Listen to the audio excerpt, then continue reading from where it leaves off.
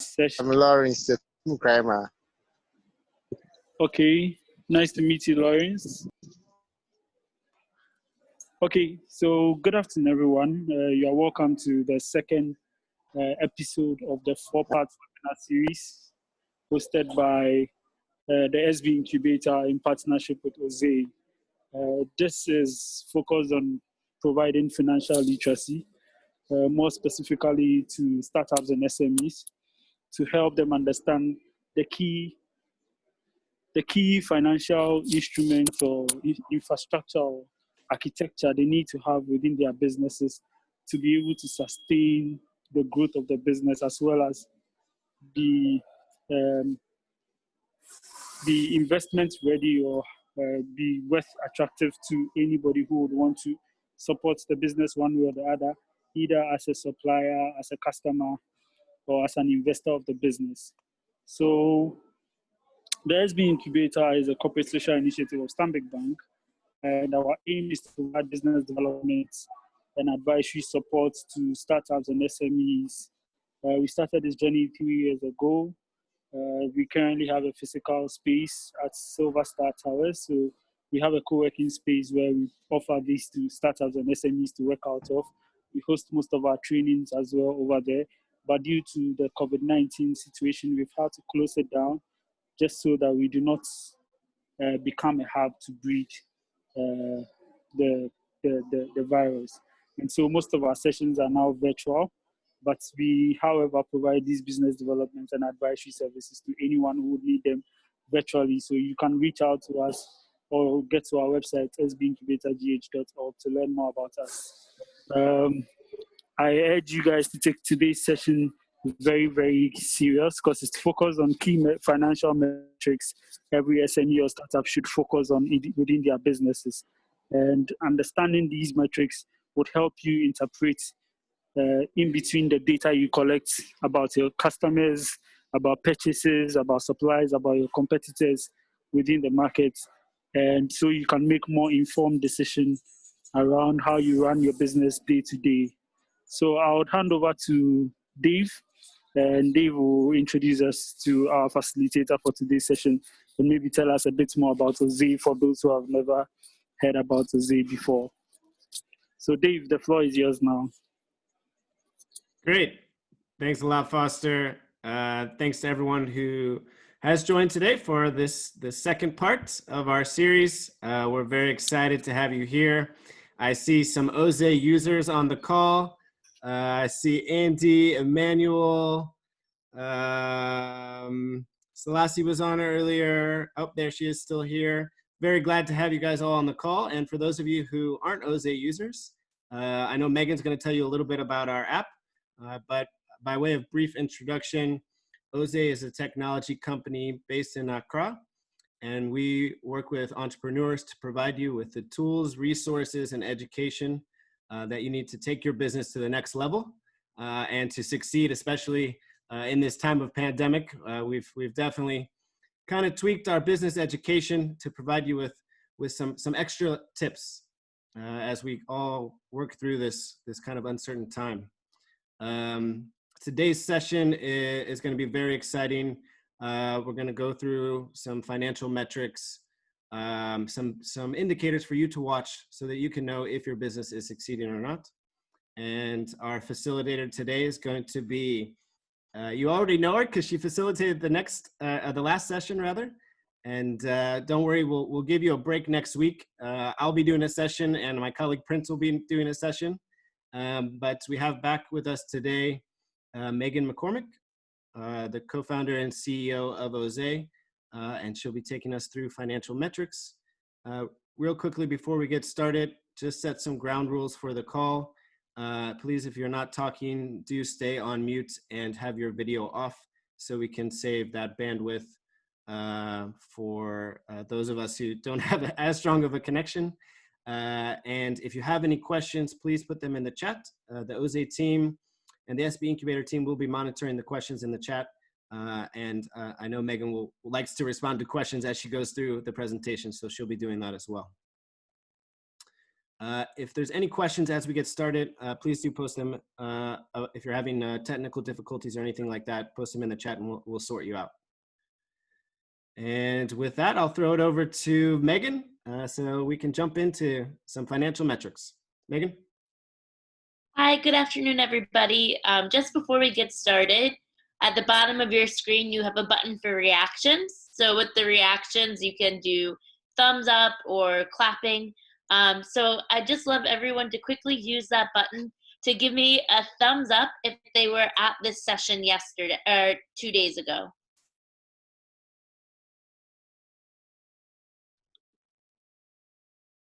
Okay, great. About 50% of people, it looks like, were here yesterday. Now, can you give me a clap if you already use OZÉ?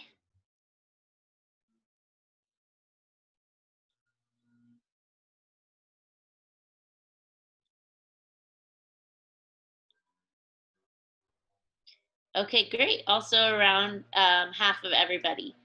So to tie what we're talking about today back to what we talked about earlier this week, the foundation of being able to do any of the pitches that you need to investors or to really run your business very effectively, you need good data. And so that's what we care about at OZÉ, is making sure that you're collecting the data that you need to run your business effectively, and that you have the information, skills, knowledge that you need to turn that data into the foundation of strong business decisions.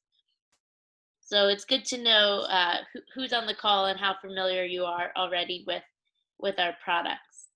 I also hope that everyone is ready to use the chat today, because we will be doing some quick math, and I hope that you guys can help me out by putting the answer to the questions in the chat.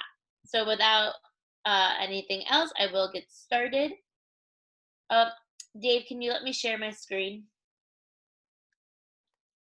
Yep, sorry.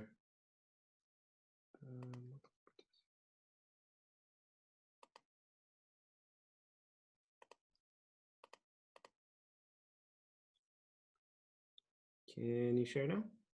Yes, thank you. Excellent.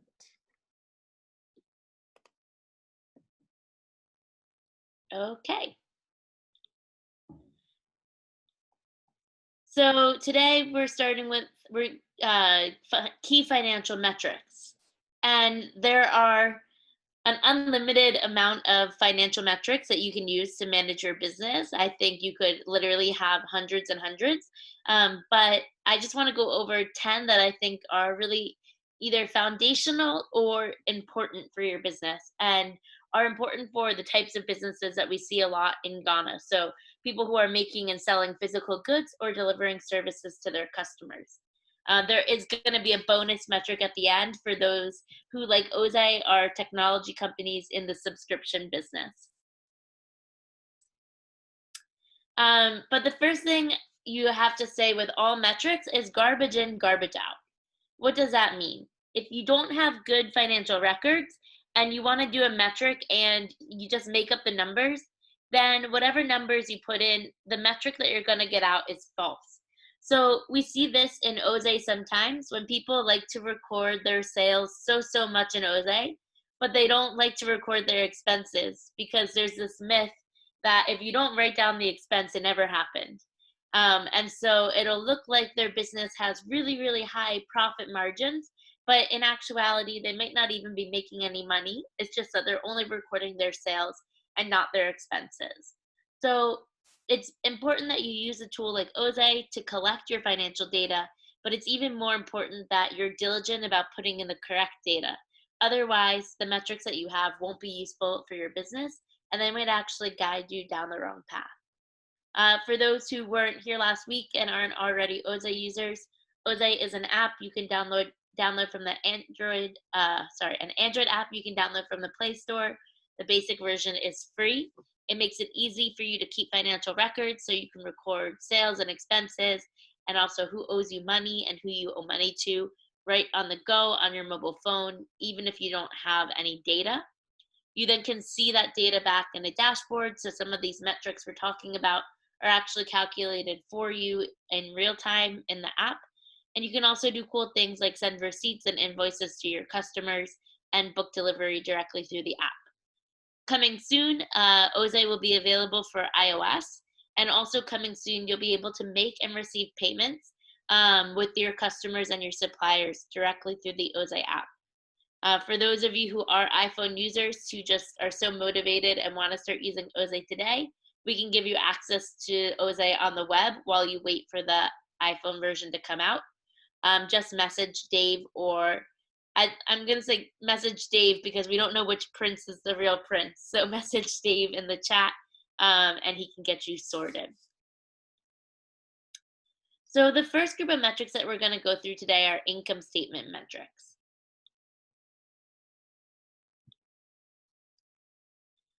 I'm sure you're looking at this slide and thinking, wow, this is going to be a really technical, really boring session. So please let me know if you have any questions. Feel free. You don't have to wait till the end.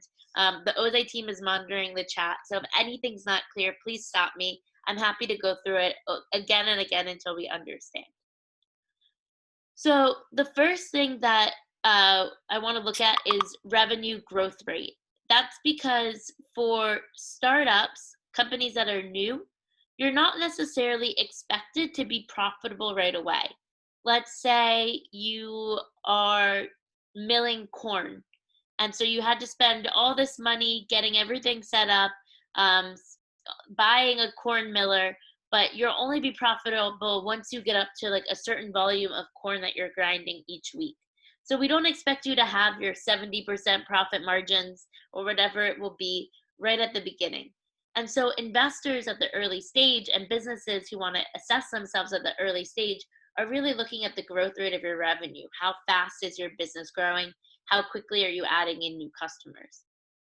So in order to have your revenue growth rate, the first thing that you need to know is your revenue. Revenue is the money that comes into your business for delivering products or services. And I think something that is important to note is that if you give somebody a discount, you need to add it back into your revenue and then count it as a marketing expense. So let's say I sell dresses for 120 cedi, but because it's COVID and no one's leaving the house, I haven't sold that many dresses. So I'm doing a special pandemic discount of 20 cedis. So instead of recording a sale of a dress at 100 cedis and just pretending the discount never happened, I should record the sale of the dress as 120 cedis and then add a marketing expense of 20 cedis. This way, you'll actually be counting for your true revenue growth. Now, we don't want to be wizards with our accounting. You don't want to inflate your revenue by always giving a 50% discount so you can say, oh, look how quickly we're growing. You still want to be using discounts sparingly, but this is the correct way to account for your revenue with a revenue growth rate. So when you're calculating your growth rate, you have to do it over a specified time period. So you can say, what's our monthly growth rate? What's our quarterly growth rate? What's our annual growth rate? Regardless of what period of time you choose, the periods need to be consistent. So if I want to do a monthly growth rate, I need to look at my revenue in March and my revenue in April. If I want to do a quarterly growth rate, I have to look at Q1 versus Q2. What I can't do is say I want to do a monthly growth rate and then compare my revenue in March to my revenue in April, May, and June. That way, you need to always have the same periods on both sides of the equation. So there are two ways to do your growth rate. The first is very simple, and that is looking at just the monthly growth rate and then taking an average monthly growth rate. The growth rate formula for revenue is the growth rate formula for anything. It's for, you could use it for how fast your car is accelerating. So the basic formula is, how I remember it, is it's new minus old over old. What that means in the revenue, as you can see on the slide, is it's revenue for period 2, which is your new revenue, your most current revenue, minus revenue for period 1, which is the period that you're comparing it to, over the revenue for period 1. So I have on the screen some revenue figures from May, June, July, and August. So I'm going to give everyone a moment to go ahead and calculate the monthly growth rate from May to June, June to July, and July to August using that formula. And when you have the answers, please put them in the chat.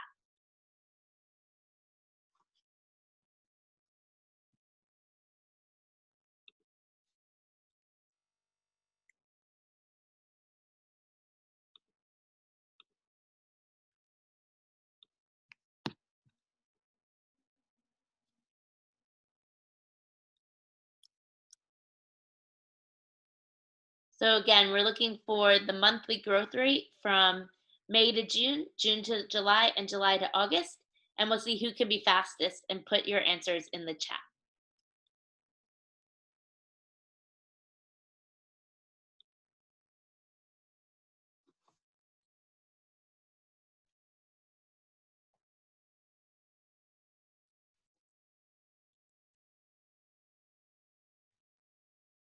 Wisdom is 5% May to June.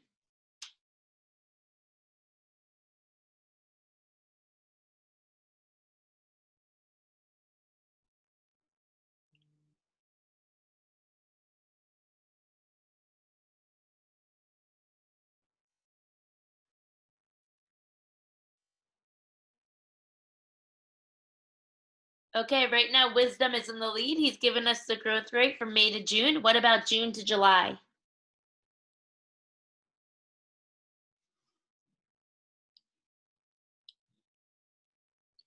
Okay, Kingsley also did May to June.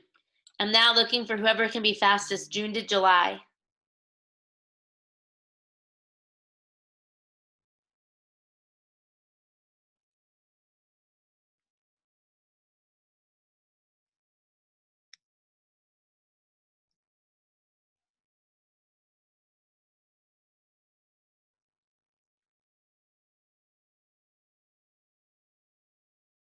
Anyone get June to July yet?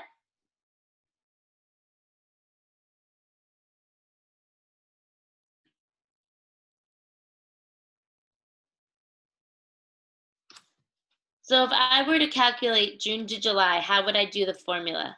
It's new minus old over old. So in this version, July is the new, right? It's more recent than June. So the formula would be 530,000 minus 525,000 over 525,000. So who wants to do that math and give me the response? Great, good job, Wisdom. Now from July to August, this time my new is August, so it's new minus old over old, so 625,000 minus 530,000 over 530,000. So what is my growth rate from July to August?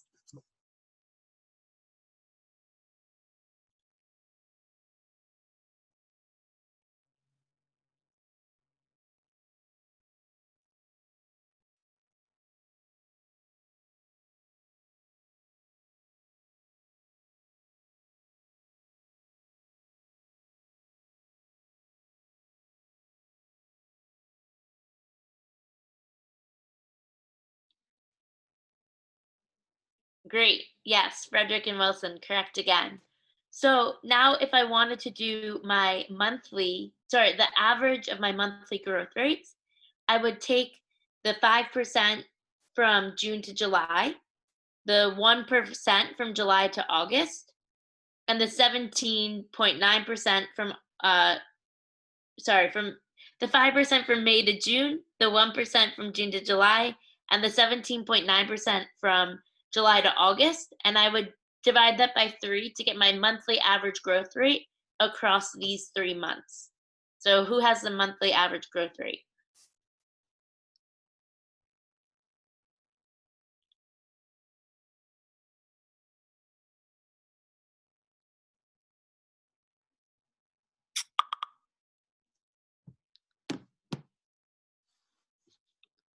So here we're doing 5% plus 1% plus 17.9% over 3.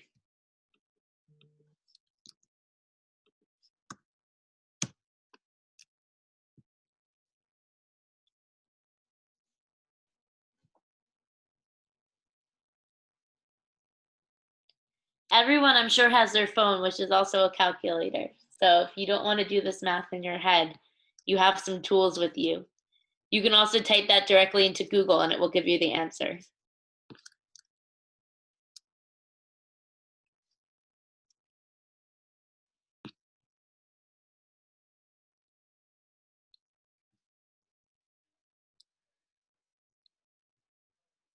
Great, thanks, Joshua. Exactly. So you want to just do a simple average the way you would with any other math to get that answer. Now, for some businesses, good job, Evans. You might have like a lot of seasonality or volatility in your business. So you might have lots of sales, let's say over the summer. Maybe you sell umbrellas. So during rainy season, you get a lot of sales. During dry season, you don't get so many sales. Or you haven't quite mastered your production yet. So you stock out and then you have months where you're producing a lot but not selling, and then you stock out again. So instead of having like a nice steady growth rate like this, your growth looks more like this. And so from month to month, you might have like 10%, then -5%, then 17%, then -15%. And it's hard then if you take an average out of that to really understand what's going on in your business and understand how the business is growing and what you can look at for your monthly average growth rate. So for businesses that have a lot of volatility in their earnings, they can use a little bit more sophisticated method for looking at their growth rate, and that's their what's called a CAGR, the CAGR. It's cumulated annual growth rate. And so how you want to do the CAGR, which is what everybody calls it, is you want to do the final month sales over the beginning month sales, then 1 over the number of time periods between those beginning and final, and then subtract 1. So in this example, I said in January, we sold 400,000 CD. In December, we sold 750,000 CD. Now that's a full calendar year. So our time period, is 12. So to get the CAGR for this year, I want to go 750,000 over 400,000. So you can make it easy and get rid of the zeros because they'll cross out. So you can just say 750 over 400 raised to the 1 over 12 minus 1.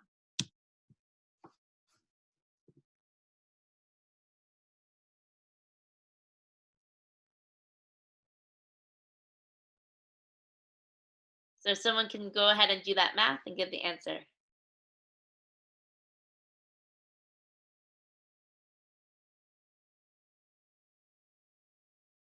So CAGR, someone asked what CAGR stands for. It's compound annual growth rate. The best way to think about it is, let me see if I can annotate on my screen. Yeah, so, ideally you want the growth of your business to look like this, and each month is growing pretty smoothly, but pretty steadily. But sometimes businesses don't look like this. They look like this. And so your business is growing, like you can see the trend line is positive. It's going this way, but each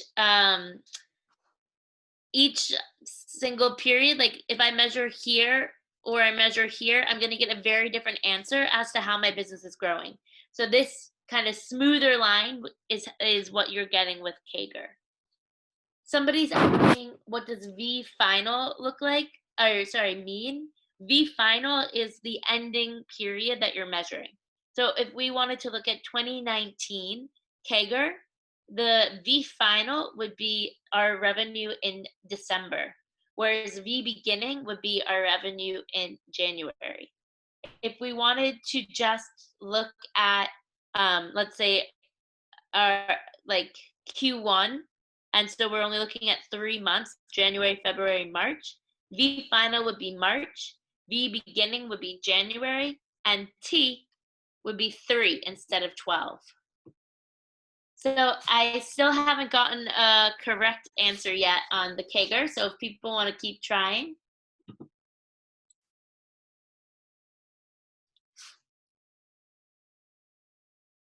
Great, Evans had it correct. So this business here is growing at a CAGR of 5.4%. So that's like basically if you were to smooth out the line of their sales and say like kind of like it's not necessarily an average but close to an average, and you want to look at, you know, month on month on month how fast they're growing, you would use this CAGR of 5.4%. Okay, we are going to move on. I promise we won't do so much math as we go along. Here are the answers for those who want them. Okay, so the next thing that we're looking at is gross profit margin. We talk about profits all the time, but if we're not specific with the word that goes in front of profits, we actually don't know what people are talking about. So the gross profit is how much money you get from selling a product that you can use to cover non-production expenses. So if you're familiar with the terms cost of goods sold, that's the cost of all expenses that can even go kind of directly into the production of your business. That's your cost of goods sold. So to get your gross profit, you want to do revenue minus cost of goods sold. So in order to get your gross profit margin, the first thing that you need is to get your gross profit. Once you have your gross profit, you divide it by your revenue. And the percentage that you get tells you what is the percentage of each CD in sales that I get to keep to cover my other expenses. So if my gross profit margin is 25%, I can take the 25 pesos out of every CD I earn and use that for marketing or management salaries, or investment or saving retained earnings, basically any other line item that I would want that money to go to. So the first thing that we need to do if we want to calculate our gross profit margin is identify on the screen which of these expenses, this is a OZÉ seller, which of these expenses are part of our cost of goods sold. So if you want to put in the chat which of these expenses should go into cost of goods sold. Sorry, and sales is not an expense. That's just our revenue so that we can do the calculation. So from here down, which of these should go in cost of goods sold? Beans, rice, oil. Correct. So if I wanted to get my gross profit, how would I do it? What would the formula be? It would be my revenue, right? So my 350,000 minus my cost of goods sold, which is my 100,000, plus my 50,000, plus my 75,000. And that would give me what? 250, 200, 125.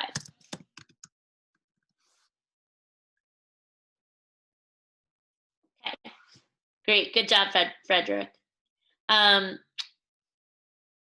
So I see on the chat someone saying all apart from salary should go into cost of goods sold. We don't want to count the billboard either because billboard is not an ingredient into OZÉ, last time I checked. So you want to only put in things that are directly allocatable into every plate of OZÉ you sell. So maybe you have a cook, someone whose job it is just to cook the OZÉ, and a server, someone who's just delivering the OZÉ. Those salaries go directly into the OZÉ, and so they would go into cost of goods sold, while something like a billboard or a CEO salary They could be putting their time directly into the OZÉ, but they're also doing a lot of other things. Maybe the billboard is advertising just the restaurant in general. So that's why they're not in your cost of goods sold. So we have the gross profit margin. The gross profit. So now if we want to do our gross profit margin, our next step is to take that 125,000 CDs, which is our gross profit, and put it over our revenue of 350,000 CDs. And so our gross profit margin is correct. Good job, Wisdom. It's 35.7%. And I think probably one of the main questions that people have is, how good, like, what should I be aiming for with my gross profit margin? It's very industry specific.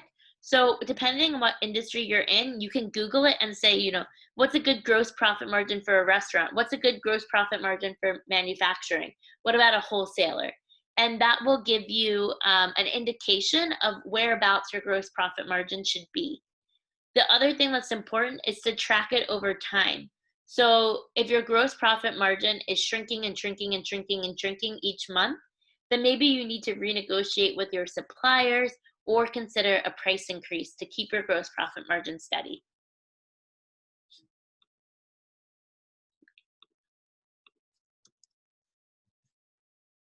Great. Let me clear all of these drawings. Great. So now we have net profit margin. So as I said, gross profit margin is everything you get to keep in your pocket after the cost of goods sold to cover your overhead, like salaries and marketing. The net profit is once you've done all of the expenses, how much do you get to keep in your pocket? So when we talk about profits, this is oftentimes what we're talking about. For every CD of OZÉ that I sell, how much do I get to put in my savings account? So instead of cost of goods sold, we're looking at revenue minus total expenses, and then we're still taking that net profit over the revenue. It's the same exact math, so I'm not going to force us to do it again together, but this time we're looking at 350,000 minus 100,000 minus 50,000 minus 75 minus 10 minus 50 to get to a net profit of 65,000. Sorry, this should say net profit margin. There is a typo on the slide. And it's not.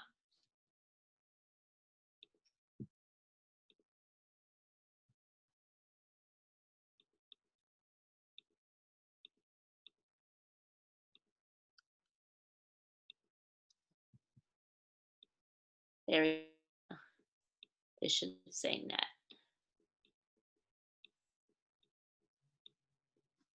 Net profit margin of 18.6%.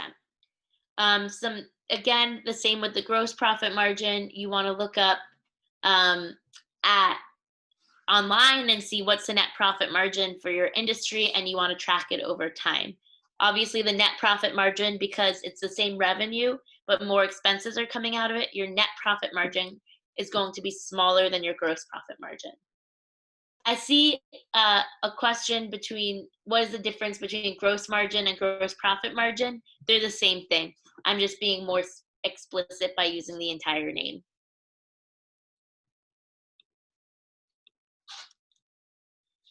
Okay. So those were income statement metrics. Why they're called income statement metrics is because I can get all of the data that I need from my income statement or my profit and loss statement to be able to run those numbers. I think those are oftentimes the metrics that people first think of when they're thinking about key performance indicators in their business. But I think that the most successful businesses are the ones that are customer-centric. And so we want to look at metrics relating to our customers as well to make sure that our business is on sound footing. So, the first thing to think about is revenue per customer. This is a really kind of simple math that you can do. And you just want to know on average, how much do you make from a customer? Again, make sure you're looking at revenue and customers in the same period. So I don't want to divide the revenue I made in 1 month by the customers I saved in a whole year, served in a whole year. The importance behind this metric is to help you know if certain customers are better or worse than average, and to see that number trending up. Because it costs a lot more money to get a new customer than serve an existing customer. The way for you to grow your business most effectively is to sell more value to the same amount of customers. So instead of, if I'm selling OZÉ again, instead of just selling OZÉ, now I want to try to convince all of my customers to get meat on it and to buy a Coca-Cola on the side and to bring their husband next time they come. So we want to try to get our revenue per customer up and up and up. Also, especially on B2B, when your cost to serve customers, B2B is business to business, when your cost to serve customers can be quite high, you want to make sure that there's certain customers that aren't taking a lot of your time and effort, but are bringing in way less than average revenue. It's something we don't really like to talk about, but just like you can fire employees, you can fire your customers. So if you have a customer who takes a lot of time, takes a lot of resources, but is only spending about 10% of what the average customer spends with you, obviously you're not going to turn them away at the door, but you're going to want to spend less effort trying to get them to come back because they're not really a good customer. So now, again, moving from a very basic to a more sophisticated version of measuring the value of your customers, this is the customer lifetime value. This takes a lot more effort to measure, but it also gives you much more valuable information. So you want to think about how long a customer is going to buy from you. So let's say this OZÉ shop that I have here, let's say someone buys OZÉ from you once a week, every week for an entire year before moving on and buying OZÉ somewhere else. So the value of that customer is not just the value of the one plate of OZÉ they buy, but the value of all of the OZÉ they buy from you until they move on and patronize a different restaurant. So to calculate the lifetime value of the customer, you need to know the revenue you bring in per unique customer over your entire lifetime, plus the cost of acquiring that customer, how much it costs you to convince that customer to come over and taste your OZÉ. So let's break it down into revenue per unique customer first. You need to first understand what I mean by unique customer. So if Frederick, Wisdom, and Jude all come and buy from me separately different plates of OZÉ, then they're all a unique customer. But let's say that I actually do catering of OZÉ, and Frederick, Wisdom, and Jude all work at MTN, and I cater lunch for MTN. Then Frederick, Wisdom, and Jude are not 3 unique customers. They all belong to my one unique customer, who is MTN. So you really want to understand, who is the customer, and then make sure that you're only counting them once in the calculation. If you are really tracking all of your data, you can get this number pretty explicitly just by dividing your total revenue by the number of unique customers. So if you're using OZÉ or you're using a customer relationship management tool, you can just see the names of all the customers that you've served, take the total revenue and divide it by the number of unique customers. If you're not tracking your customers basically, and you're just kind of tracking your finances, you can take your average order size and then divide it by 1 minus the repurchase rate. So let's say that the average order is 50 CDs, and about 10% of your customers are repeat customers. Then your estimated unique customer revenue would be 50 CDs divided by the 90%, so the 1 minus 10%, which would give you 55.56. So either you keep good records and you get to do easier math, or you keep worse records and you get to do harder math. The choice is up to you. That's how you get your revenue per unique customer. Now, for the second half of the equation, you need to take out your CAC, your cost of customer acquisition. And the simplest way to understand what your CAC is to take the total marketing spend over a period and divide it by the number of new customers acquired during that period.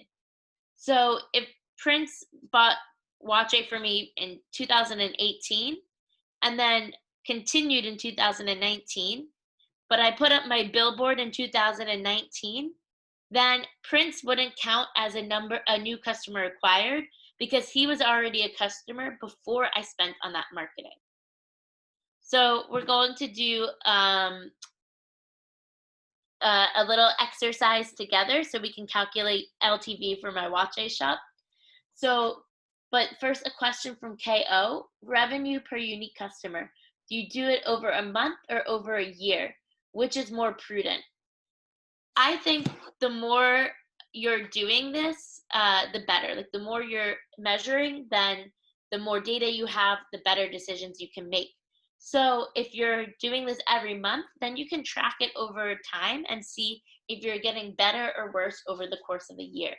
But depending on how big your company is, how busy you are, and how good your records are, this could actually be quite a big exercise. And so maybe you want to do it every quarter as opposed to every month or every year.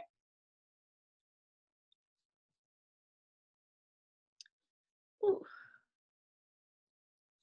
So I put all the answers on the screen. I didn't remember that it exists, but it's very kind of me. So in our little case study, you spent 50,000 CDs on a billboard that was only up for the month of June. And during that time, you got 5,000 new customers. And each customer buys a 5 CD plate of OZÉ weekly for 1 year before moving on to another Top shop. So the first thing that I want to do is my revenue per unique customer. That's 5 customers times, 5 CD per customer times 52 weeks over the year. You're a very hard worker and you never go on vacation. So my revenue per unique customer is 260 CD. Now, over their lifetime. Now, my cost of customer acquisition was 50,000, right? That's the amount I spend on the billboard. And for this simplified example, that's the only marketing we've ever done, will ever do. So we have the 50,000 CD that we spent on the billboard, and we divide it by the 5,000 new customers that we got during the month of June. So it cost us only 10 CD to acquire a new customer. So our customer lifetime value is 250 CD. That's the 260 CD that each customer brings in over the year that they buy from you, minus the 10 CD it costs for you to acquire them. 250 CD is good. The bigger the customer lifetime value, the better your company is going to be, the more profitable, the more growth oriented, the more investor friendly. But what you really want to make sure is that it's not negative. So what if let's say your father-in-law is a billboard salesman, and so even though you think that a billboard is not the best marketing tool for your shop, you want to keep your father-in-law happy, so you decide to buy a billboard. And so you put up a billboard, but you already know that billboards aren't really effective in driving people to your OZÉ shop. So you spent 50,000 on the billboard, but it only brought in 100 new customers. In that case, your cost of customer acquisition is 500 CDs, but the customer lifetime value is still only 260 CDs. So every customer, actually, you're spending 240 CDs more on getting them to come to your restaurant than you are making from them in revenue. So that's very bad because that doesn't even account for the price of the rice and the oil and the wine. Rice. I have a message from KO. Please go over, it wasn't clear. Can you be more specific? Which part wasn't clear?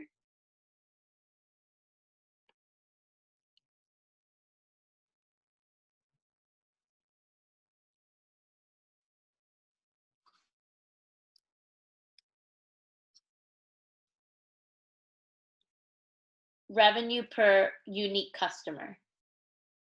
So, okay, yeah. So the 5 times 52. The 5 CD is how much the average customer is spending with you. It's just, we're using a very simplified example. So everything that you're like, every customer who's coming in, they're just buying a 5 CD plate of OZÉ. There's not really another option. And you have loyal customers in this business who come, you know, every year, every week to buy OZÉ from you. Obviously, this is a stylized example because nobody has a customer who comes literally every single week, but just once a week to come get OZÉ from you. And then after 1 year, it's like, I'm done with you, I'm going somewhere else. But let's just imagine that they all move to Kumasi afterwards. So what you want to do for customer lifetime value is, like, if a plate of OZÉ, they buy it from you for 5 CDs, and you want to do a Facebook ad to get more people into your restaurant, but that Facebook ad is going to cost you 10 CDs per customer. Then you might just say, why would I spend on that Facebook ad? Because I'm going to spend 10 CDs and they only come and they buy 5 CDs from me. So it's costing me money to do this marketing campaign. But in actuality, the value of a customer to your business is not just how much money they spend with you that first time that they buy from you, but how much money they spend from you in the whole time that they're a customer with you. So in this stylized version, we're just imagining that the whole time they're a customer with you, which is 1 year, they're spending 5 CD, 5 CD, 5 CD, 5 CD every single week. And so that's where you get 5 times 52. There's 52 weeks in a year. So you get a 260 CDs lifetime value, or lifetime revenue from that unique individual customer. I hope that's clear. And then you divide the cost per customer, you subtract the cost of customer acquisition out of that amount to understand if you're getting more from your customers than you're spending to initially acquire them. Great, I'm glad it's clear. So then the next thing to look at is the Net Promoter Score. And this is a measure of customer loyalty. So this can help you kind of figure out, is it likely that a customer is going to come and eat 1 spoonful of OZÉ and say, I'm done with this place, I'm never coming again? And tell everybody, don't go eat from Dave's OZÉ, he doesn't know how to cook? Or it helps you tell, are they going to taste it and say, this is better than my mother's OZÉ, I'm not just going to eat here once a week, I'm going to bring all of my colleagues to eat here once a week with me. So understanding your Net Promoter Score, which is how likely your customers are to go and tell other people to patronize your shop, helps you to understand how profitable your business can be in the long run. So to do a Net Promoter Score, you actually need to do a survey. If you are an OZÉ user and you've been putting in your customer information, this is an add-on service that we can do for you. So you just have to reach out to your OZÉ coach, and they'll let you know the pricing and how we can help you do a Net Promoter Score survey. The question that you ask is on a scale of 0 to 10, 0 being the worst, 10 being the best. How likely is it that you would recommend Dave's OZÉ to your friends, family, or business associates? If they answer back with a 1 through a 6, and you can see that by the little red people here, they're a detractor. What a detractor means is that if I say, oh, I saw this new OZÉ spot, it's called Dave's OZÉ, I'm thinking about going to eat lunch there. They'll say, no, don't. I ate there and I got food poisoning. Go, never eat there. So detractors are people who will say bad things about your business, both if they're asked, but also if they're not asked. They might just tweet like, oh, I just had the worst OZÉ of my life. Don't ever go here. If they give you a 7 or an 8, they're neutral.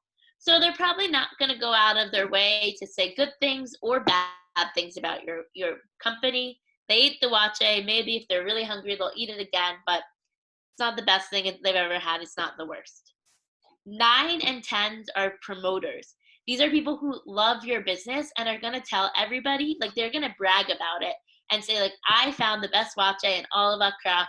It's at Dave's OZÉ. like, let's go have lunch there. Like, I'll buy you your first plate. Like, you just have to try this wache. These are the people that you want in your business.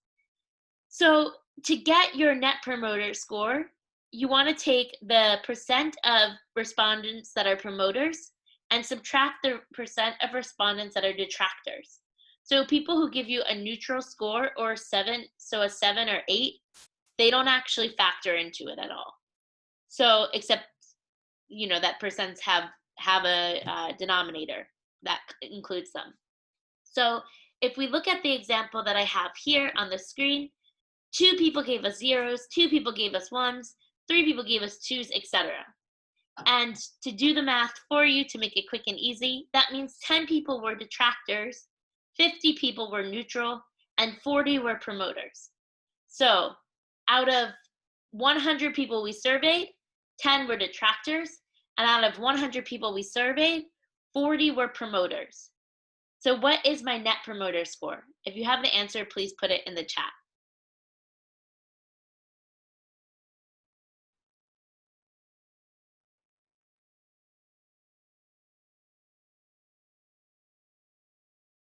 So again, 10 out of 100 were detractors and 40 out of 100 were promoters.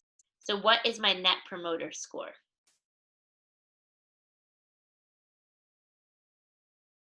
Good job, Kofi. Exactly, it's 30. Now, I wanted to mention that having a low or a negative net promoter score is actually quite easy to achieve, because I'm sure you've done it and you've said like, yeah, it was fine, let me give it an 8. And so you can get like lots and lots and lots of neutral people, but very few people giving you 9s and 10s, which is only 2 answers compared to the 7 answers that are 0, 1, 2, 3, 4, 5, 6. This is because people are much more likely to say negative things about your business than positive things about your business.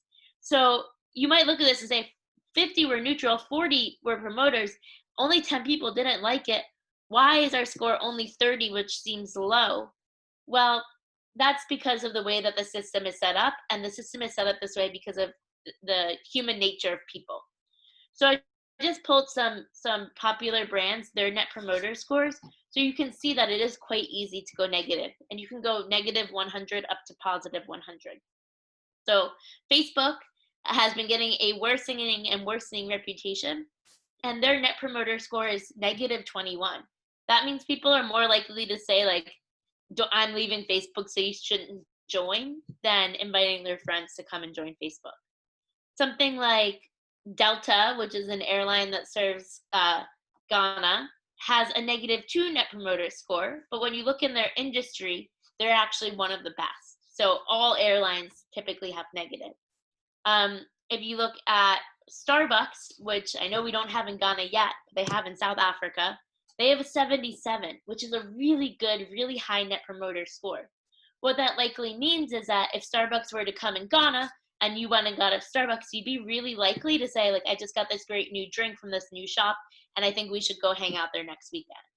So that's net promoter score. Again, the foundation, this is kind of data that you don't have in your financials. If you want to calculate your net promoter score, you actually have to go out and do that survey, which is something that OZÉ can help you with. And for those of you on this call who are OZÉ users, maybe you've gotten this survey from us and answered it for us. So I thank you if you've done that for us. So that was it for customer metrics for the moment. I do want to be conscious of time. I know we only have 30 minutes left, so I'm going to try to go a little bit more quickly in the ones that we have left over. So product performance is very general, and you can basically do whatever you want with it, and it's important to track it over time. So for example, you can find out what percent of a certain product makes up of your overall sales. So let's say that you have a clothing shop that used to just do pants and shirts and dresses, but now you're introducing shoes. So you think that shoes will eventually become a really strong seller for you, but when you first start, they're only making up like 30% of your revenue, or sorry, 3% of your revenue. And then in the next month, it's 5%. The next month, it's 10%. The next month, it's 15%. So you can see shoes are becoming a more and more and more important revenue stream for you, and you might want to invest in more shoe inventory.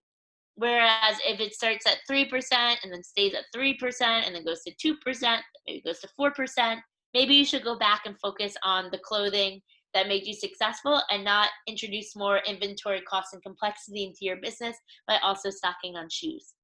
So the way that you can calculate this is, again, as always, make sure that you have the same time period in the numerator and the denominator. You take the revenue of whatever product you're interested in and put it over total revenue. So shoe revenue over total revenue. If you use OZÉ, we do it for you, so you don't have to do this math. You get it in your monthly report. So the next inventory metric, again, we started very, very basic, and now we're going to get a little bit more complicated, is your sell-through rate. So it's the number of units sold in the month over the number of units purchased for inventory during that month. And then you want to make it a percent, so you multiply it by 100% to make it percent. So this is a metric that you want to keep around 50%. That's kind of the standard across all industries, is the sell-through rate of about 50%. It's basically telling you, like, of all the inventory you bring in during the month, how much of it gets sold during the month. If you have a low sell-through rate, that means that you're probably stocking too much inventory, or your prices are too high, or maybe you're stocking the wrong things. You're stocking things that people don't really want. So, like, oftentimes we'll ask, like, how is this product moving? Basically what we're asking is, what is the sell-through rate of this product? A really high sell-through rate means that you're buying too little inventory or pricing too low. And if you have a high sell-through rate, the downside is that you're likely to stock out. This means that, like, almost all of the inventory that comes in June is being sold in June, and you don't have anything left over to carry you into the beginning of July. Frederick is asking if inventory metrics apply to the service industry. In theory, you can apply them in a similar way. Like, if you do consulting services, let's say you have 2 consultants who each work 40 hours per week, then your inventory is 80 hours, and you can track how many hours you sold out of that 80 hours. So you can apply kind of the logic behind inventory metrics to the service industry, but it's mostly for products. So if I want to do my sell-through rate here, oops, sorry, I'm giving you a preview. I want to do the number of units sold in the month over the number of units purchased in the month. So in this case, I sold 1,500 and I bought 2,000. So what is my sell-through rate? I'll give you as long as it takes me to do the math to answer and put it in the chat, because I know we need to keep moving.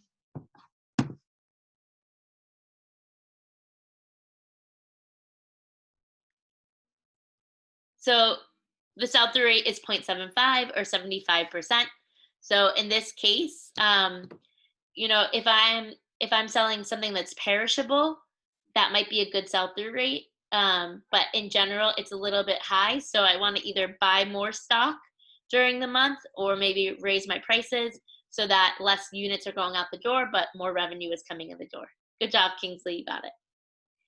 Just want to highlight why this is so important. Is because stockouts can be very detrimental to the long run health of your business. So a stockout is when someone comes to your store to buy something that you usually sell, but you don't have any in stock. Why these are so costly is because not only do you lose that one sale, but that customer may not come back and they may become a detractor. So let's say they are coming to your watch stand, they come at lunchtime, but you're already sold out. So they walk across the street and they get wache somewhere else. Well, they might like that wache better and never come back and eat your wache. And they might say the next day at the office when someone says, I'm going to go to Dave's wache store and get lunch. Do you want to come? They might say, oh, no, don't go there. Yesterday they were sold out at this time. So stocking out can be very, very detrimental to your business. The last category, these are our balance sheet ratios. So just like we had on the income statement metrics, that was data that came from our income statement. this is going to be based on data that comes from our balance sheet. So this is my favorite balance sheet metric, which I know it's kind of nerdy and weird to have a favorite balance sheet metric, but this is mine, and it's the quick ratio. Quick ratio is a measure of how able you are to repay short-term debt. So the way that you, can people hear me? I'm getting a message that someone can't hear me. Is there still sound coming? Yep, I can still hear you, Megan. Okay. Printer Dave, can you message Selassie and see what's going on? Sure. Thanks. So your quick ratio, you want it to be above 1, but it's a healthier business if it's above 2 or more. And it kind of depends on the industry you're in, the size of your business, the age of your business, like how risky you can be with keeping it lower, but aim for a ratio of 2 or more. So what does the quick ratio mean? It's basically how much cash do you have, or things that can easily be turned into cash, versus how much money do you owe people. So if the bank were to come today and say, Prince, your loan is due, you need to give me all of your loan back, and it's 1,000 CD loan, does Prince have more than 1,000 CDs of cash or other short-term assets that he can turn into cash in order to repay that loan, or does Prince have to go bankrupt in order to repay that loan? So it's current assets and current liabilities. Now we're looking at a lot of really technical accounting language, but an asset is anything of value that your company has. So this can be things like cash. This can be things like equipment, real estate, and also things like accounts receivable, which is money your customers owe you, versus liabilities, which are things that your company owes to somebody else. So this can be debt. This can be accounts payable. The liabilities are really like things that people can pick up the phone and say, you owe me this, and you have to give it to them. Your balance sheet is called the balance sheet because it has to balance. So your current assets has to equal your current liabilities plus shareholder equity. So current then is things that it's called your quick because current are things that can easily be called upon and also can easily be turned into cash. So if I have a 10 million CD factory kind of out somewhere outside of Accra, and I need cash, it's going to be hard for me to turn something that valuable and that specific into cash within a week or two. So that's not a current asset. But if I have, let's say, 1,000 CDs of accounts receivable, so people who I sold to on credit who haven't paid me back yet, then I can go collect that money from them and turn it into cash if I need it.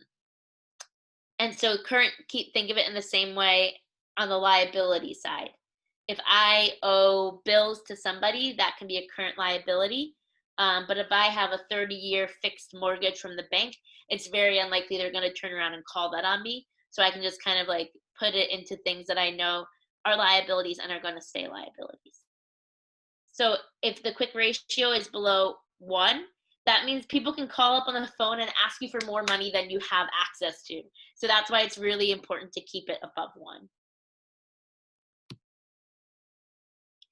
And then the next one is accounts receivable aging. So this is a measure of a current asset and how likely you are to collect on that current asset. We all have sold on credit, or maybe a lot of us have sold on credit. And any of us who have sold on credit know that you don't always get paid, right? You're constantly trying to decide, this person who wants to buy from me on credit, how likely are they to pay me? So in this example, to do accounts receivable aging, you kind of have to know what your payment terms are. So for this example, let's say that you always give customers 15 days after delivery of the product to send you a payment. So then you can break down the time periods into 0 to 15 days, 16 to 30 days, and 31 or more days.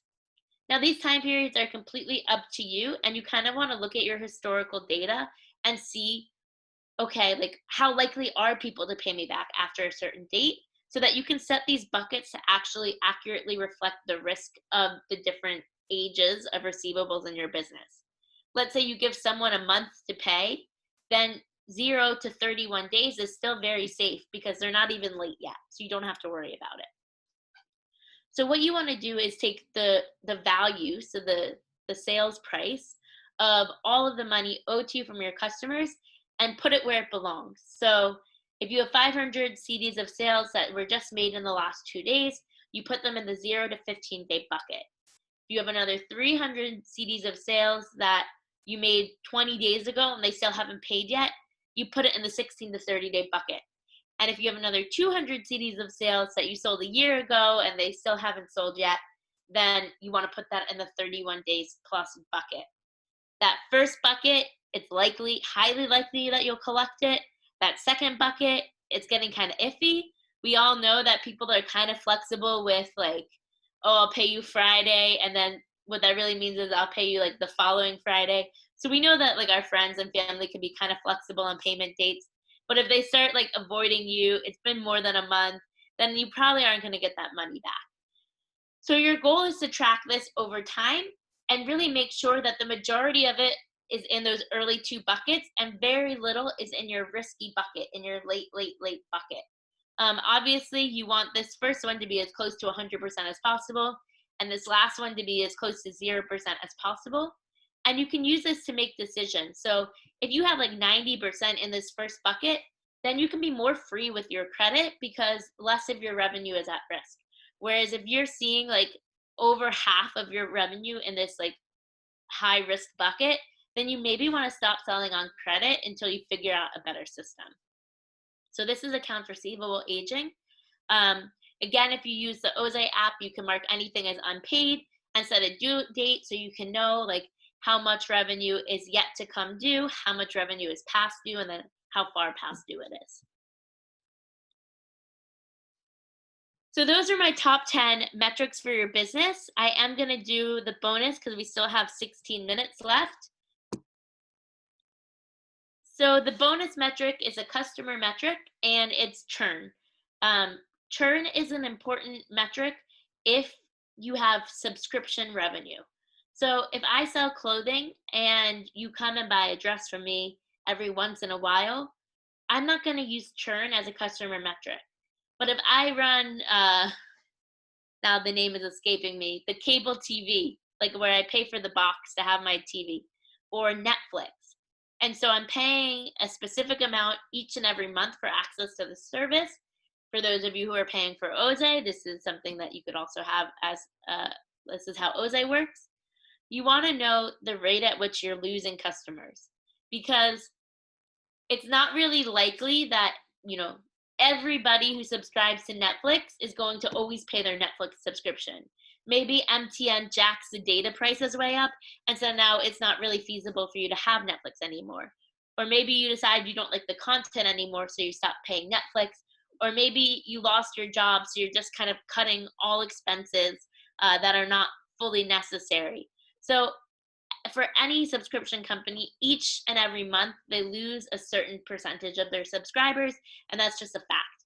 But what you want to do is try to keep the amount of lost customers, which is churn, to as little as possible, because lower churn directly translates into more profits, because you already spent the money to get them onto your platform, and now the longer they stay, basically, because if we think back to customer lifetime value, the cost of customer acquisition is fixed, you already spent it.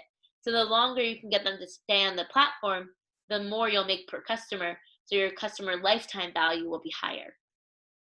So to calculate churn, it's the number of customers who left during the period over the total number of customers at the beginning of the period. So if you're Netflix and you have 120 people paying for Netflix on June 1st, but by June 30th, 20 of them have left, then the math that you want to do is 20 over 120 or 16.7% churn. I wanted to do this one very quickly because I know subscription revenue models are pretty rare in Ghana, but feel free to message us or get in touch with an OZÉ coach if you are a subscription business and you want us to go more into subscription metrics. So that is it for all of the top 10 metrics plus your one bonus. So in the time remaining, I'm happy to take any questions that people might have. Just feel free to either go off mute and talk or say it in the chat.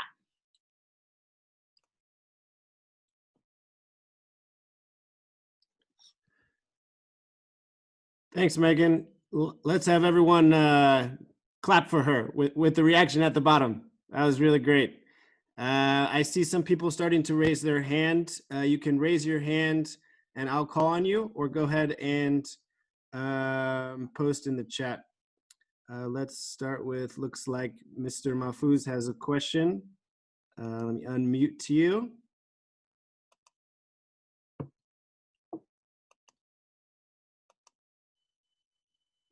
If you want to go ahead and try to unmute yourself, it doesn't seem to be letting me unmute you. I do see a first question in the chat if we want to go there while we're waiting. Sure. Great. So what factors should I take into consideration before taking a bank facility? I think the first thing is your quick ratio. So if your quick ratio, even like you can kind of play it out and say, okay, even if I take this loan from the bank, my quick ratio is still well above 1, you're in a pretty good position to take on more debt into your business. So if you have a quick ratio less than 1, I would say absolutely do not take a bank facility. So that's a good thing to look at first. The second thing I would look at is your net profit margins compared to the interest rate. Because if you're getting to keep, let's say, 7 CDs out of every 100 CDs that you sell, so 7%, but then your bank is asking you for, 10% of the interest, well, then your profit margins aren't large enough to support that additional interest expense. So you want to look at your profit margins versus interest rate, of course, taking into account like the size of the loan. If you're selling 100,000 CDs at a 7% interest rate, at a 7% profit margin, then you're going to have 70,000 CDs of profit. So even if you're taking a 5,000 CD loan at 100% interest rate, you can obviously still afford it. But it's just kind of good to compare your net profit margins with the interest expense on a loan. And then the second one is, what will the top 3 key metrics to highlight when talking to investors? It really depends on your business and which metrics look the best. Like if you're a startup who's invested heavily and you're not yet at a scale where you can make profit, so you have negative net profit margins, I wouldn't start that as the first metric on my slides. I think, if you're a technology company, a low churn rate and a high lifetime value are something that businesses, investors are really happy to see. If you are a more mature business and you have really good gross profit and net profit margins and really fast sales growth, then those are things that you want to highlight. So the goal is to obviously not lie and not sugarcoat anything, but the metrics you want to share with potential investors are the ones that you beat industry averages on.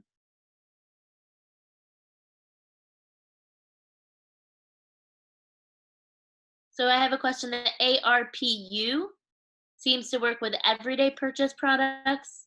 How about one-off purchases like shoes or furniture? How does that apply? So I think by ARPU, you're meaning average revenue per customer. It's exactly the same. It's just that your ratio of cost to customer acquisition to your selling price will be different. So if someone's buying a pair of shoes from you and they're never buying those shoes from you again, then you need to make sure that the cost of customer acquisition is less than the profit on those shoes, because you have to be able to cover that entire marketing expense in a one-time purchase.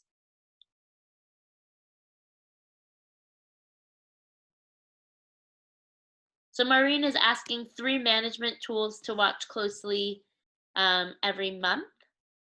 I would say definitely OZÉ, because a lot of these metrics I shared, either you can do them from the data that you're collecting in there, or they're already directly calculated for you on your dashboard. Or if you have questions, you can always reach out to the coach who can pull your data with you and calculate it for you. I would say another thing to watch closely would be your bank account to see how much money you're banking, because the more money you put in your bank account, the higher amount of loan that you'll eventually be able to get from that bank if you want to grow. And then I would look at things in social media, like how often are you posting? What kind of like likes, comments are you getting? And are you continuously growing a bigger and more active following on social media? So those are kind of 3 management tools or management items that I would look at each month. Within OZÉ, I would really closely watch the money that you're owed that's past due, because being able to sell more on credit is a really good way to expand your business, but only if you're really good at collecting on that credit. That was all of the questions that I see in the chat. We do have 7 more minutes, so I'm happy to answer a couple more questions if people have them.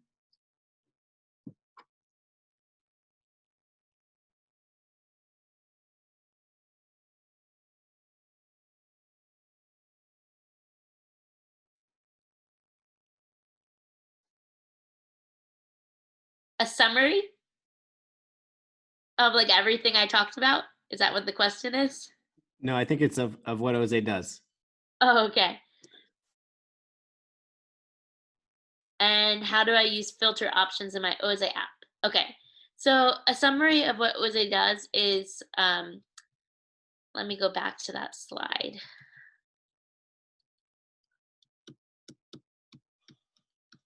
Okay, so this is not our normal OZÉ slide because I put dumpster on fire there because garbage in, garbage out. But you can look at OZÉ. Actually, we have a new version coming out soon that will look slightly different than this, but the functionality is very similar. Basically, you can enter on your phone any sales or expenses that you make, and you categorize it. So let's say you sold a red dress, you can put it under the category of red, and you can put as your description maybe size small, under the category of dress, and you can put your description size small red. You can put location, so if you're doing like door-to-door sales or selling at different fairs, you can see like where people are buying from you. You can put in customer information, and you can put in payment status. So like if someone says, I'll pay you next week, you can put in that it's not paid yet and the payment due date. You can then push a button and issue a receipt if it's paid, or an invoice if it's not paid, to your customers. And then once that payment is coming up due, you can remind them, if you're on paid OZÉ, by pushing a button in the app, and it will send an SMS or WhatsApp reminder to your customers that you owe money. You can see in this middle screen that like here is basically your accounts payable and your accounts receivable.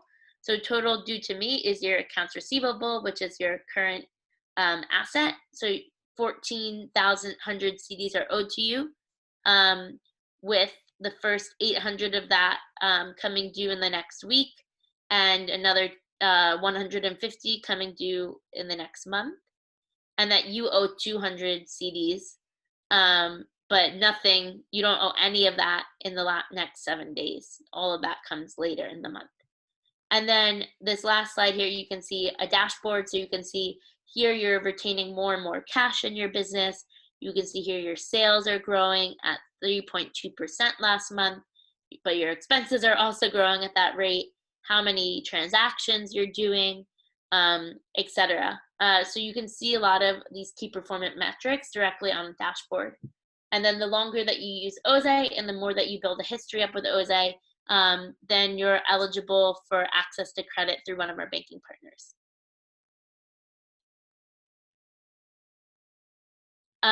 For Billy Bob filters on the OZÉ app, Dave or Prince, can you direct message him the how-to video for filters? I think that will be clearer than me trying to explain it in the next minute. And then also transportation and delivery go under expenses in the OZÉ app, but why does unit appear there? You can just put 1 for units. You can make your own different categories for expenses. So we try to keep all of the other kind of boxes fixed because we can't know in advance, you know, if it's going to be an expense that has a unit or an expense that doesn't have a unit. So it just defaults to 1. So if you have a delivery fee, you can just leave that unit space empty and it will default to 1. Okay, I think one last question and then I will let you all go.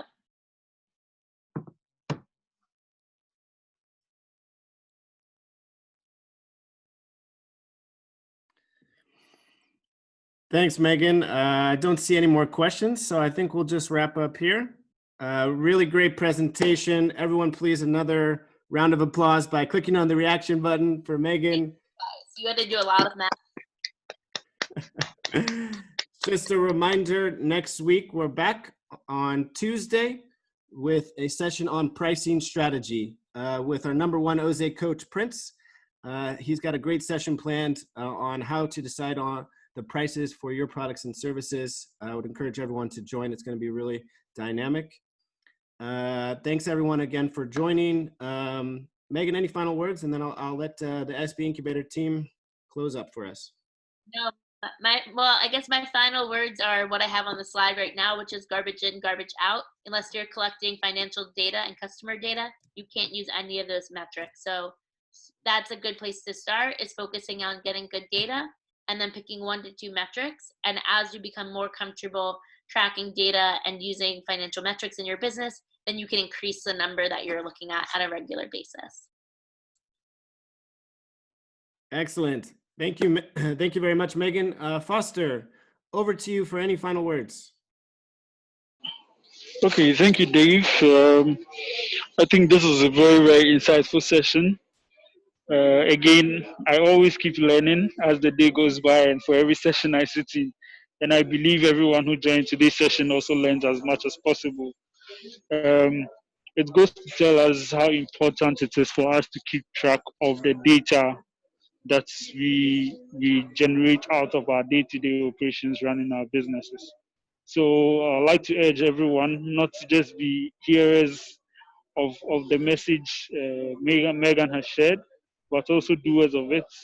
If you need a tool, it's even more important that this session is facilitated by a partner who has a platform that can help you visualize this data for your business. And OZÉ is definitely a tool to go for.